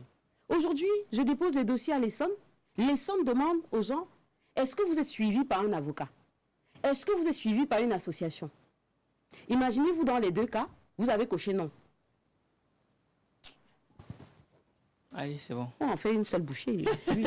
Dès qu'il y a des failles là, et en général, il y a des failles, quand ce n'est pas un professionnel. Oui, bien sûr, bien sûr. Parce que nous aussi, on travaille, c'est aussi le fruit de l'expérience qui parle, en fait. Quelquefois, et c'est pour ça que vous voyez des gens qui consultent tout le temps les assistantes sociales, c'est qu'à force de faire, il y en a qui parviennent à avoir un peu d'expérience dans le domaine. Mais c'est l'expérience. Consultez. Ne lésinez pas sur les moyens. D'ailleurs, Valère, si je peux me permettre, je vais te poser une question. Est-ce que tu peux m'expliquer? Parce que la communauté, j'ai cherché la réponse, je n'ai pas trouvé. Pourquoi, lorsqu'il s'agit de venir en Europe, vous êtes prêts à laisser votre bras gauche, à vendre femmes et enfants? Certains abandonnent même carrément. Payer toute une fortune. Vendre tout le terrain familial à Bonapriso, à la Riviera, pour venir en France. Et une fois que vous êtes là, vous n'avez plus 100 € pour consulter un professionnel. S'il te plaît, explique-moi. Parce qu'on estime qu'on ne va pas payer quelqu'un alors qu'on n'a pas de problème. On va payer quelqu'un pour qu'il parle. Dis-moi un peu. On va payer Lady pour qu'elle parle. Retailleau en face. Depuis l'affaire de Retailleau, depuis la liste des métiers en tension du 21 mai, est-ce que tu m'as vu parler? Non. Depuis 2020, je ne fais que ça. Les gens m'ont demandé, mais Lady, tu n'as pas parlé du contrôle des polices, tu n'as pas... J'ai dit, mais je ne fais que ça, les amis. Je fais que ça. Et quand je parle, je suis sincère avec vous. Oh non, on panique. Quand tu parles, on a trop peur. On ne sait plus. Tu vois, est-ce que tu vois notre responsabilité? Elle est là, notre responsabilité. Et moi, quand je me suis lancée dans cette activité, c'était pour que plus jamais quelqu'un n'ait l'OQTF. Et que quelqu'un ne se retrouve dans ma situation. Plus jamais. Aujourd'hui, ma communauté fait exactement l'inverse. Si vous travaillez comme des forcenés, vous avez 2-3 boulots. Vous êtes ici, vous achetez les terrains en Afrique. Les terrains que vous n'avez pas vus, que vous n'allez pas voir. Et vos frères savent très bien que vous n'allez pas venir. Vous envoyez 10 bâtons au pays. Le frère, là, il dort à Bepanda. Il dort à Yopougon. Tu lui envoies 10 bâtons. Tu au téléphone, est-ce que tu as retiré? Frangin, retire. Il faut me dire, est-ce que tu as versé au monsieur? Il va verser au monsieur, pourquoi? Tu es son sang. S'il mange ça, qu'est-ce que tu vas lui faire? Toi, Ouais, tu es ici, tu fais 4 boulots. Ouais, tu dors 30 minutes par jour. Tu dois citer les Parisiens. Franchement, en fait, à un moment, je fais des coups de gueule. Ouais. Pardonnez-moi, mais c'est la vérité. Non, c'est important, c'est important. Si on se recadre un peu, franchement, tout ce que Retailleau fait là, Ouais. pour nous, ça ne va même pas nous effleurer. À partir du moment où il y a une réelle prise de conscience, et j'en appelle à votre plus grand sens de la mesure, de la conscience, de la responsabilité. Il ne s'agit pas de paniquer.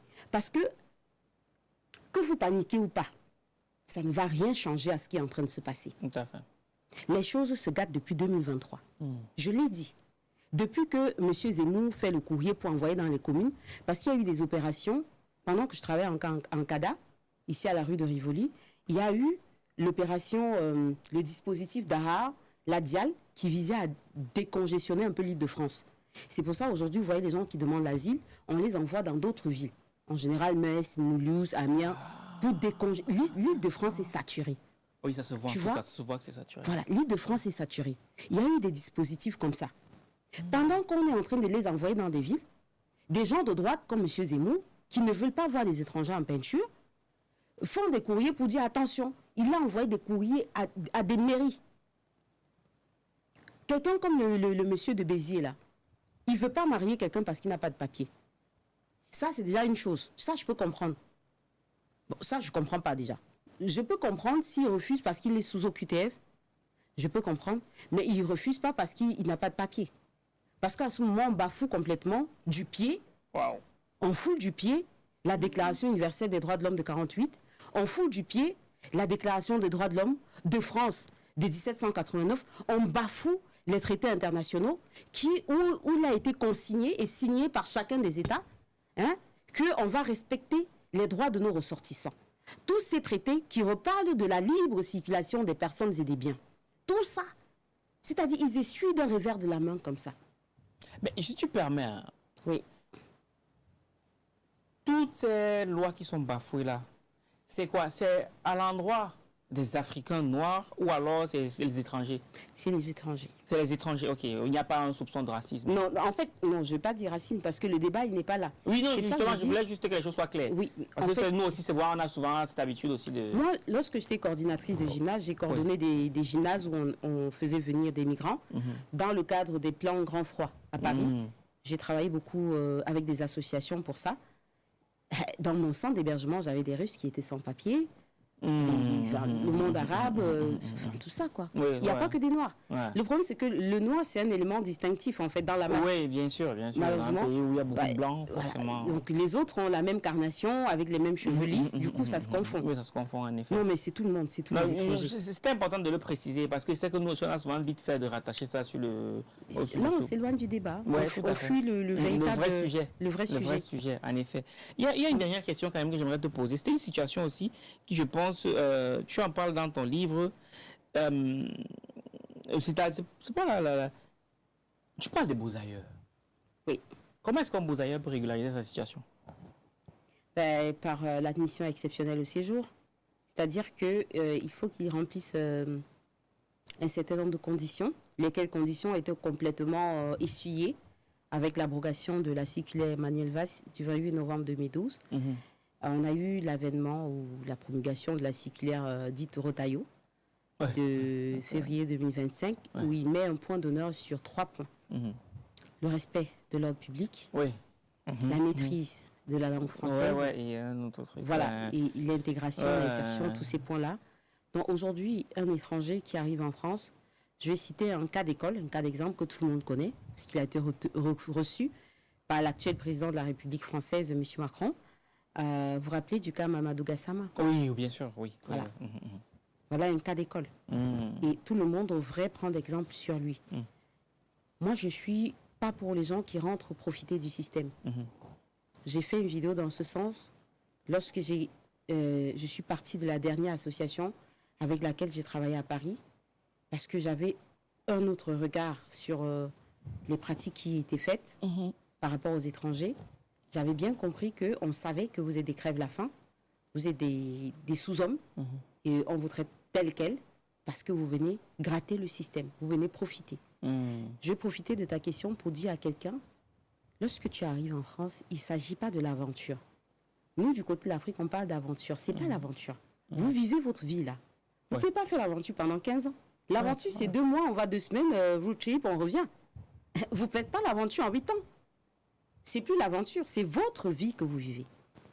Et dès lors que vous prendriez conscience que vous êtes en train de vivre votre vie, vous allez songer à vous intégrer, vous allez vous laisser à vivre en France, comme les Français, c'est-à-dire en respectant les principes et valeurs de la République, en ne jetant pas les ordures en bordure de route, quand ça vous chante, parce que vous en avez marre d'être sans papier, en faisant des trucs dans le noir, en oubliant qu'il y a des caméras dans toutes les routes, en bagarrant dans votre chambre avec votre femme, en faisant des bruits à X heures de la nuit, parce que vous avez eu envie de tirer le meuble, le mettre plutôt là, et nuisance voisinage. Enfin, lorsque vous allez prendre conscience que vous vivez votre vie, que vous aimez la France, que vous avez envie d'être considéré comme tel, vous allez voir les choses vont s'arranger, vraiment d'elles-mêmes. Vous voyez ce que je veux dire? Et donc, quand vous entrez, que vous soyez rentré par la route ou régulièrement, la première des choses, intégrez-vous. Respectez la loi. Respectez l'ordre public. Aidez pour qu'on puisse vous aider en retour. Le président Macron, lors de l'une de ses sorties en Guyane en 2021, j'en avais fait un live, il a dit aux Guyanais, il y a un Guyanais alors qu'il faisait le bain de foule, lui a posé la question, mais oui, pourquoi nous les étrangers, vous nous laissez toujours à la traîne, on est des laissés pour compte et tout ça. Mais il a dit non, l'étranger en France a d'abord des devoirs avant d'avoir des droits. Surtout pour cela, et c'est ce que Retailleau essaye de faire, c'est que vous ne comprenez pas. Lui, il en a juste marre qu'on traite ceux qui sont hors la loi, c'est-à-dire ceux qui sont rentrés par derrière, comme s'ils avaient tous les droits. C'est tout ce qu'il explique. Il a dit sur les plateaux télé. Donc, si on note toute émotion de la situation, on va le comprendre. Et donc, on va s'arrimer à ce qu'il exige, à ce qu'il demande de faire. Respectez l'ordre public. Si vous allez dans les prisons, allez juste à Beauvais, vous allez voir le nombre d'étrangers qui sont en prison. Là, actuellement, j'ai 2 suivis de mon association qui sont incarcérés. Et c'est grave. Et ça, j'adhère pas, j'achète pas. Vous venez dans un pays, vous respectez. Vous ne pouvez pas aller chez quelqu'un, c'est-à-dire on va prendre un cas d'école, vous allez dans une famille, dans une maison. Dans la maison, on vous dit, écoutez, on petit déjeune ici à 8h, à 9h, tout le monde fait ses devoirs, à 12h, on se repose, à 14h, on déjeune et tout, et vous vous réveillez à 12h30 pour demander le petit déjeuner. Est-ce que c'est correct? Non. C'est ça aussi le problème. On ne peut pas guérir le problème si nous-mêmes on ne se remet pas en cause. Si on n'essaye pas d'avoir la clairvoyance nécessaire dans cette situation. Vous savez, je n'ai pas fait de contenu là-dessus parce que je ne veux plus que les gens se victimisent. Dès que je fais une vidéo, il y a 300 commentaires. Ah, t'as raison, vraiment, honte à la France. On ne comprend pas pourquoi ils nous font ça. Quand ils viennent chez nous, on les traite bien. Mais vous, quand vous êtes venus chez eux, comment vous avez fait pour qu'ils vous traitent bien? Vous vous rendez compte? Je reçois des dames qui passent des entretiens de naturalisation. On lui dit, cite-nous 3 plats français. Elle bug pendant 10 minutes. Ah, ça, c'est trop grave. Au bout de 12 ans en France. C'est trop grave, c'est trop grave. Là, franchement, je les engueule. Je dis, 5 plats français au bout de 12 ans en France. Ah, c'est grave, c'est grave. Vous voyez? Et là, j'ai demandé la nationalité, tout est compliqué. On ne veut plus nous donner. Tu es incapable de citer 5 plats français. Parfois, certains ont des enfants ici. Et vous savez que les enfants, c'est la courroie la plus facile pour s'intégrer. Parce qu'ils vont puiser dehors. La France, ils reviennent à la maison. Oui, depuis les éducations. Oui, bien sûr, bien sûr. Les enfants, c'est... Donc, ils vous éduquent aussi à leur manière. Bien sûr, bien sûr. Mais certains ont des enfants. Maman, je veux la raclette. Maman, je veux le boudin blanc. Je veux des knackis. Je veux ci. Mais comment tu peux ne pas citer 5 plats français? À journée, vous avez été incapable de parler de la France. C'est tout. En fait, on fait le recours, moi, je ne fais pas de recours. Va voir quelqu'un d'autre. On va te refuser. Je fais le recours pour dire quoi? Ouais, c'est vrai qu'il faut être honnête. Hein. C'est pour ça, faites une introspection. Aujourd'hui, je ne voudrais pas que, par rapport à cette situation, vous paniquiez plus que de mesures, que vous vous laissiez aller à la subversion, aux manifestations, à tout vent, à tout. Il faut comprendre. Les associations font leur rôle de veiller au respect de vos droits, de sauvegarder votre dignité. C'est tout à fait normal. Mais maintenant, sur un plan strictement personnel, communautaire, qu'est-ce que vous avez fait? En effet. Et j'aimerais qu'on sorte un peu de là parce qu'on est pris par le temps. Parce que vous voyez qu'elle maîtrise son sujet, non? Vous voyez qu'elle maîtrise son sujet, non? J'aime beaucoup ta franchise. On est sorti de l'émotion, des trucs, on est resté dans du concret. Tu es camerounaise. Et on sait tous ce qui se passe au Cameroun en ce moment. Est-ce que tu es un candidat pour les élections? Valais. Ouais, pose-moi les questions. Hein. Est-ce que tu es un candidat? On est en France, Valais. Je suis la juriste des sans-papiers de France. Pas des sans-papiers du Cameroun. Non, tu es libre de ne pas répondre. Le terrain là est glissant, Valais. Ok, non, on respecte. Et récemment, quand même, il y a eu le meeting de M. Kamto. Qu'est-ce que tu penses de M. Kamto? Du meeting ou de M. Kamto? De M. Kamto, d'abord dans un premier temps. Alors, c'est un homme pour qui j'ai beaucoup de respect. Il faut savoir que lorsque j'ai soutenu mon mémoire, c'était mon président du jury. Et c'est ce que moi j'appelle à titre personnel. Hein. Hormis le cadre politique, je distingue bien les deux situations. C'est un sac de monsieur, c'est un sac d'homme, comme on dit dans notre pays. Si seulement les gens pouvaient se poser, s'asseoir et prêter l'oreille à ce qu'il dit, si on pouvait l'écouter au-delà des émotions politiques. C'est un monsieur, c'est un érudit. Vous savez que c'est grâce à lui qu'on libère Bakassi. Oui, Bakassi, oui, on le sait tout ça. Vous savez tout ce qu'il a fait pour des pays africains. Oui. Il m'a donné envie de rêver. Il m'a donné envie d'être la juriste, la professionnelle que vous voyez devant vous, c'est-à-dire habillée d'une certaine simplicité. Quand vous parcourez mes réseaux, vous vous demandez, mais c'est une juriste? Parce que j'ai fait le choix d'être entière, d'être moi, dans ma spécificité. Je ne joue pas un rôle. Monsieur Kamto ne joue pas un rôle. Il est sincère. Moi, je suis vrai. Quand j'ai envie de danser, je danse. Ah oui. Quand j'ai envie de faire la belle, je fais la belle. Tout à fait, c'est vrai. Quand je suis sérieuse, quand je suis juriste, plus juriste que moi, il n'y a pas. Quand je suis actrice, plus actrice que moi, il n'y a pas. Quand je pleure avec quelqu'un, je pleure plus que la personne. Et aujourd'hui, ce qui nous manque en Afrique, ce sont des personnes sincères, des personnes qui véhiculent de véritables valeurs, des personnes qui ne vendent pas du rêve. Aujourd'hui, l'avènement d'Internet, plus encore de l'IA, ça va dans tous les sens. Ouais. J'ai peur pour les nouvelles générations, pour les générations futures. Honnêtement, je regarde ma fille, je me pose des questions. Qu'est-ce que lui réserve l'avenir avec tout ce qui se passe? La jeunesse d'aujourd'hui a besoin d'authenticité. Ouais. Qu'on lui conte son histoire sans la biaiser. Qu'on lui dise la vérité. Qu'on se déshabille de tout ce qui nous fait du mal. C'est-à-dire la corruption, la gabégie, la tricherie. Tout ça, ça nous garde dans cette léthargie, dans ce sous-développement qui ne dit pas son nom. Chaque fois que je vais dans mon pays, quand je sors de l'aéroport, quand j'y suis même encore, cette chaleur, il n'y a pas de clim. Il n'y a même pas, il n'y a pas Internet. Je suis allée dans d'autres pays, il n'y a pas Internet. Honnêtement, j'ai mal. Je pleure dans mon être. J'ai honte, j'ai mal. Mais je ne peux pas m'exprimer. Parce que notre démocratie, c'est une démocratie de façade. On est en train de leurrer la jeunesse depuis longtemps. Vous voyez? Donc, ce sont des sujets... Je suis trop sincère. Il y a des sujets que si j'aborde, on risque de me conduire vers une autre porte. On dit, vous là, venez pas ici. C'est vous, non? C'est vous. Donc, on sait tous comment ça se passe. J'ai envie de voir mon enfant grandir aussi. Vous voyez? Donc, mais la réalité est là.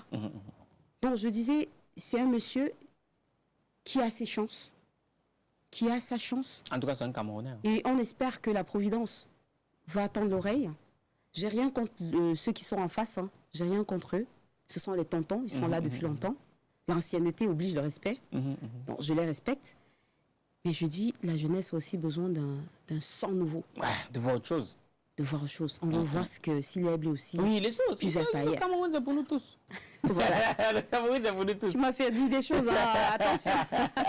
Non, tu as dit, mais à un moment, il faut parler, non? Tu as cité le nom de quelqu'un.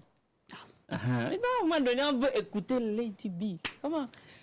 Non, moi, en tout cas, moi, j'ai beaucoup aimé l'échange. Hein. On aurait pu encore échanger longtemps. Et c'est que, bon, vous que vivez de Paris ici, où il faut courir après les transports, là. Ça aussi, c'est un truc qui pas facile. Non, Paris n'est pas facile. Ici, on ne vit pas en suivi. Hein. Paris n'est pas facile. On cavale toujours entre deux trucs. Et en plus, les distances sont loin. Ouais, moi, je suis bien au village. Hein. Là, tu as l'air pur. Non, moi, je suis au village. Tu es tranquille. Moi, je suis bien au village. Tu as l'espace. Oui. Et surtout, il n'y a pas les bouchons. Tu démarres, tu t'en vas. Tu sais que si c'est 10 minutes, c'est 10 minutes. Voilà, c'est ça. Terminé. Bah oui. Et votre Paris ici, c'est pas possible. Bref, en tout cas, merci beaucoup, Lady B. Je rappelle, hein, le livre est là. Ne vous avez pas dit que vous ne saviez pas. Le livre est là, le guide de l'étranger. Tu ne peux pas dire que. Voilà. Je redonne le numéro de téléphone. Plus 33 619 512 990. Plus 237 657 119 729. Vous n'allez pas dire que vous ne savez pas. J'ai tout donné. Allez commander votre livre. Celui qui veut me voir, il n'a pas de livre, je ne lui parle pas. Voilà. D'accord. Et surtout, slogan de l'association LBI, positive attitude toujours. Ne cédez pas à ce vent de panique, les amis. Ne cédez pas à ce vent de panique. Essayez de comprendre ce qui se passe. Mettez-vous à l'abri. Consultez les professionnels. Faites ce que vous pouvez faire dans vos possibilités. Et Dieu fera le reste. D'accord. Voilà. Les ongles, là, ça coûte combien de faire les ongles comme ça? Moi, je n'ai pas l'habitude des ongles, hein, Valère. En mai, j'avais beaucoup d'événements. Ouais. J'étais conviée à beaucoup d'événements, y compris le week-end de l'écrivain. J'étais au bois à Paris.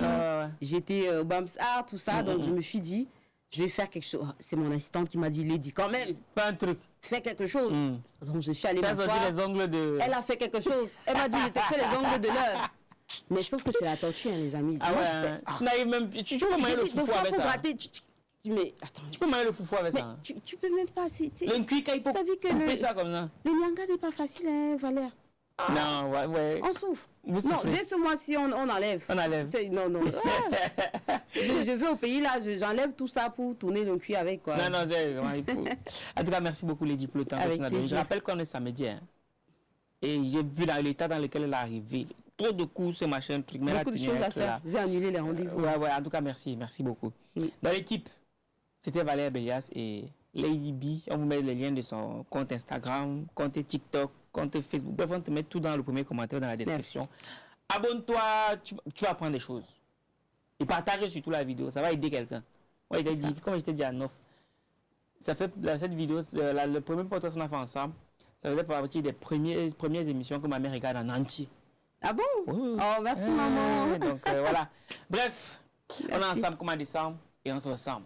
Minakano. Plume d'élite, le programme des éditions Argent Livre qui transforme votre rêve en réalité. En 28 jours, nous vous accompagnons pour écrire votre livre, puis nous assurons l'édition et la communication. Rejoignez-nous et partagez votre histoire avec le monde. Rendez-vous sur argentlivre.com.